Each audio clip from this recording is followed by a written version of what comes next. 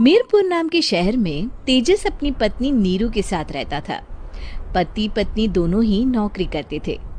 एक दिन तेजस गांव अपनी माँ के पास फोन करता है। हेलो, प्रणाम माँ।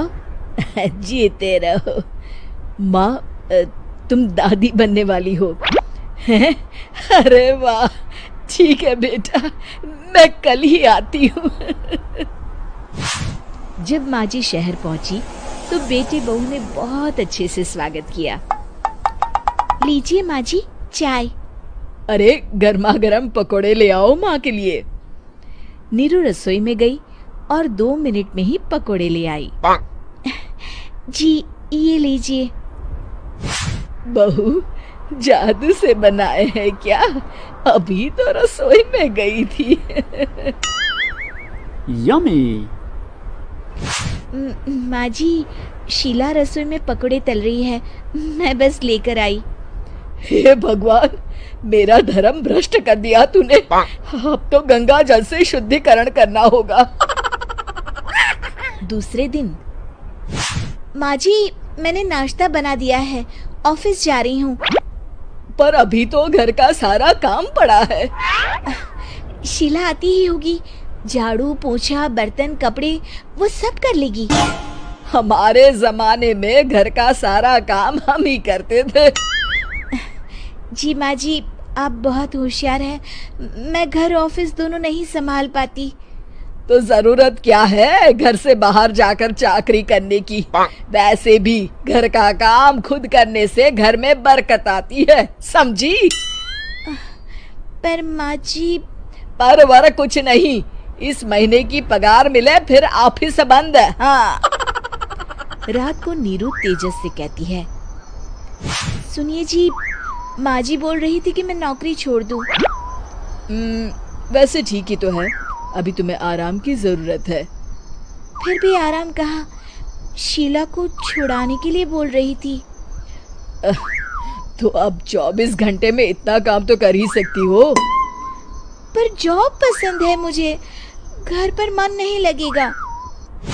अगले दिन जब दोनों ऑफिस के लिए निकल रहे थे, मेरी तो कोई कीमत ही नहीं है इस घर में।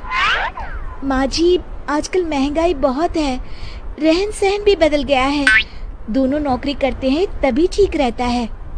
अच्छा, तू कहना क्या चाहती है?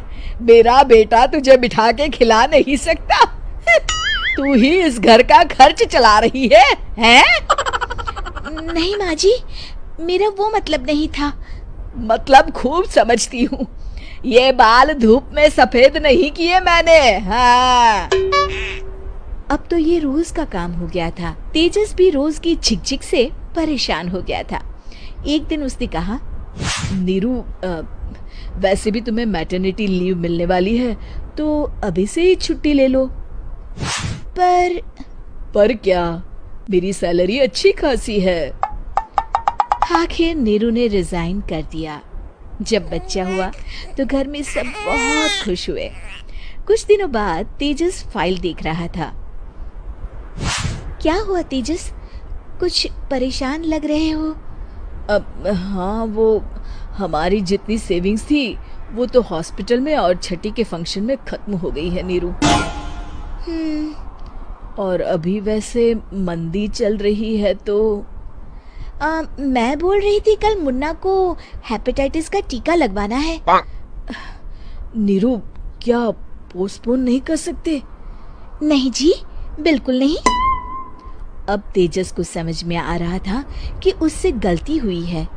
पैसों की कमी का असर घर के माहौल पर भी पड़ रहा था। अगले दिन, बेटा मेरा चश्मा और ये दवाइयाँ ले आना, पर्चा देते हुए माँ जी ने कहा। जी। तेजस, मुन्ना के लिए दूध का डिब्बा और डायपर भी ले आना, और ये किराने के सामान की लिस्ट है, इसे भी लाना है। तेजस गुस्से में लिस्ट मरोड़कर फेंकता है और चिल्लाता है, पैसे क्या पेड़ पर उगते हैं? ये ले आना, वो ले आना।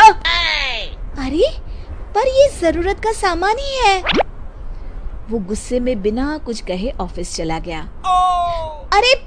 अरे लंच तो ले जाइए।